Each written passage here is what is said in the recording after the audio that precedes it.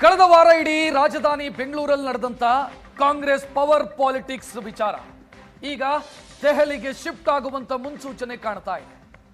CM ಕುರ್ಚಿಗೆ ಸಂಬಂಧಿಸಿದಂತೆ ನಡೀತಾ ಇರುವಂತ ಆಂತರಿಕ ಲೆಕ್ಕಾಚಾರ, ಆಂತರಿಕ ಹಗ್ಗಜಗ್ಗಾಟ ದೆಹಲಿಯಲ್ಲೇ ಇತ್ಯರ್ಥವಾಗಬಹುದು ಅನ್ನೋ ನಿರೀಕ್ಷೆ ಸೃಷ್ಟಿಯಾಗ್ತಾ ಇದೆ.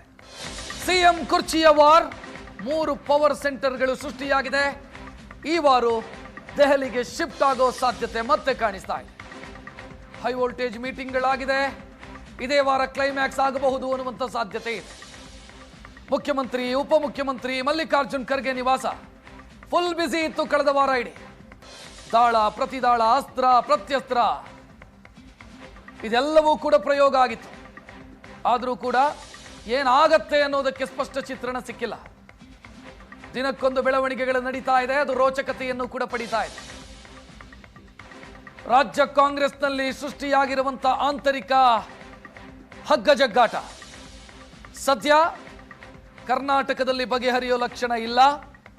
ಬದಲಾಗಿ ಏನೇ ಇತ್ಯರ್ಥ ಆದರೂ ಕೂಡ ದೆಹಲಿಯಲ್ಲೇ ಇತ್ಯರ್ಥ ಆಗಬೇಕು ಅನ್ನುವಂಥ ಸ್ಥಿತಿಯನ್ನು ನಿರ್ಮಿಸಿದೆ. ಮಲ್ಲಿಕಾರ್ಜುನ್ ಖರ್ಗೆ ಅವರ ನಿವಾಸದಲ್ಲಿ ಮೀಟಿಂಗ್ಗಳಾಯಿತು, ನಾಯಕರು ಭೇಟಿಯಾದರು. ಸ್ವತಃ ಮಲ್ಲಿಕಾರ್ಜುನ್ ಖರ್ಗೆ ಅವರೇ ಅಸಹಾಯಕತೆ ವ್ಯಕ್ತಪಡಿಸಿದ್ರು. ನನ್ನ ಕೈಯಲ್ಲಿ ಇಲ್ಲ ಇದು ಅನ್ನೋ ರೀತಿಯಲ್ಲಿ ಅವರು ಮಾತನಾಡಿದರು. ಅಲ್ಲಿಗೆ ಏನೇ ನಿರ್ಧಾರ ಆದರೂ 10th ಜನಪಥ್ ಸೋನಿಯಾ ಗಾಂಧಿ ಅವರ ನಿವಾಸದಲ್ಲೇ ಆಗಬೇಕು, ರಾಹುಲ್ ಗಾಂಧಿ ಅವರ ಸಮ್ಮುಖದಲ್ಲೇ ಆಗಬೇಕು ಅನ್ನೋ ಸ್ಪಷ್ಟ ಚಿತ್ರಣವೊಂದು ಕರ್ನಾಟಕ ಕಾಂಗ್ರೆಸ್ ನಾಯಕರಿಗೆ ಸಿಕ್ಕಂತೆ ಕಾಣಿಸ್ತಾ ಇದೆ.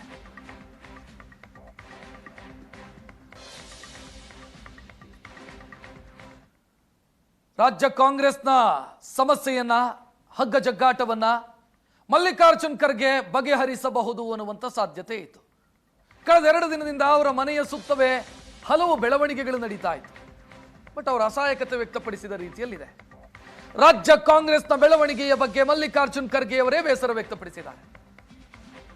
ಕುರ್ಚಿ ಕಿತ್ತಾಟ ಹೈಕಮಾಂಡ್ ಹೆಗಲಿಗೆ ಹಾಕಿದ್ದಾರೆ ಖರ್ಗೆ. ಎಐಸಿಸಿ ಬಾಸ್ ಆಗಿಯೂ ಕೂಡ ಇದನ್ನು ಬಗೆಹರಿಸುವ ಸ್ಥಿತಿಯಲ್ಲಿ ಅವರಿಲ್ಲ.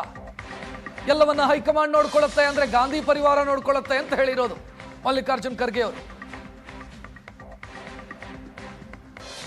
ಮಲ್ಲಿಕಾರ್ಜುನ್ ಖರ್ಗೆ ಅವರಿಗೆ ಇದನ್ನು ಬಗೆಹರಿಸೋದಕ್ಕೆ ಸಾಧ್ಯನಾ ಅನ್ನೋದು ಪ್ರಶ್ನಾರ್ಥಕ ಚಿಹ್ನೆಯಾಗೇ ಇತ್ತು. ಇಲ್ಲ ಅನ್ನುವಂಥ ಉತ್ತರ ಈಗ ಸ್ಪಷ್ಟವಾಗಿ ಸಿಕ್ಕಿದೆ. ಅವರೇ ಹೇಳಿದ್ದಾರೆ, ಆಗಲ್ಲ, ಇದು ನನ್ನ ಕೈಯಲ್ಲಿ ಅನ್ನೋ ರೀತಿಯಲ್ಲಿ.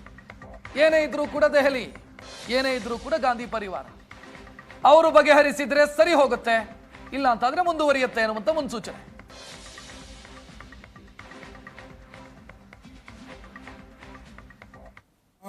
ನಾನು ಸುಮಾರು ನೀವು 3 ದಿನದಿಂದ ಸತತವಾಗಿ ಇಲ್ಲಿ ನಿಂತಿದ್ರಿ. ನನಗೆ ಭಾಳ ಬೇಜಾರಾಗಿದೆ. ಯಾಕಂದರೆ ಯಾವ ವಿಷಯ ಇಲ್ಲದೆ ನಾನು ಏನಾದರೂ ಹೇಳಿದರೆ ಚೆನ್ನಾಗಿರೋದಿಲ್ಲ. ಆದರೆ ನಿಮಗೆ ಒಂದು ವಿಶೇಷ ವಿನಂತಿ ಅಂದರೆ, ನನ್ನ ಹತ್ರ ಹೇಳೋಕ್ಕೆ ಏನೂ ಇಲ್ಲ. ಮತ್ತು ನಾನು ದಯವಿಟ್ಟು ಯಾವ ವಿಚಾರದಲ್ಲೂ ಕೂಡ ಇದ್ರ ಬಗ್ಗೆ ಏನು ಈಗ ನಡೆದಂಥ ವಿದ್ಯಮಾನ ಬಗ್ಗೆ ಹೇಳ್ತಕ್ಕಂಥದ್ದು ಇಲ್ಲ. ಅದಕ್ಕಾಗಿ ತಾವು ಪದೇ ಪದೇ ಇಲ್ಲಿ ನಿಂತು ನಿಮ್ಮ ಸಮಯನೂ ಹಾಳ ಮತ್ತು ನನಗೂ ಬೇಜಾರಾಗ್ತಾ ಇದೆ. ಬಿಸಿಲಲ್ಲಿ, ಚಳಿಯಲ್ಲಿ ನಿಂತು. ಅದಕ್ಕೆ ದಯವಿಟ್ಟು ಏನಿರೋದು ಹೈಕಮಾಂಡ್ ಮಾಡ್ತದೆ. ಅದಕ್ಕಾಗಿ ತಾವು ಇದ್ರ ಬಗ್ಗೆ ಹೆಚ್ಚಿನ ತಲೆಸ್ಕೆಡಿಸ್ಕೊಳ್ತಕ್ಕಂಥದ್ದು ಸರಿಯಲ್ಲ. Thank you. ನಾನು ಸುಮಾರು ನೀವು 3 ದಿನದಿಂದ ಸತತವಾಗಿ ಇಲ್ಲಿ ನಿಂತಿದ್ರಿ. ನನಗೆ ಭಾಳ ಬೇಜಾರಾಗಿದೆ. ಯಾಕಂದರೆ ಯಾವ ವಿಷಯ ಇಲ್ಲದೆ ನಾನು ಏನಾದರೂ ಹೇಳಿದರೆ ಚೆನ್ನಾಗಿರೋದಿಲ್ಲ. ಆದರೆ ನಿಮಗೆ ಒಂದು ವಿಶೇಷ ವಿನಂತಿ ಅಂದರೆ, ನನ್ನ ಹತ್ರ ಹೇಳೋಕ್ಕೆ ಏನೂ ಇಲ್ಲ. ಮತ್ತು ನಾನು ದಯವಿಟ್ಟು ಯಾವ ವಿಚಾರದಲ್ಲೂ ಕೂಡ ಇದ್ರ ಬಗ್ಗೆ ಏನು ಈಗ ನಡೆದಂಥ ವಿದ್ಯಮಾನ ಬಗ್ಗೆ ಹೇಳ್ತಕ್ಕಂಥದ್ದು ಇಲ್ಲ. ಅದಕ್ಕಾಗಿ ತಾವು ಪದೇ ಪದೇ ಇಲ್ಲಿ ನಿಂತು ನಿಮ್ಮ ಸಮಯನೂ ಹಾಳ ಮತ್ತು ನನಗೂ ಬೇಜಾರಾಗ್ತಾ ಇದೆ. ಬಿಸಿಲಲ್ಲಿ, ಚಳಿಯಲ್ಲಿ ನಿಂತು. ಅದಕ್ಕೆ ದಯವಿಟ್ಟು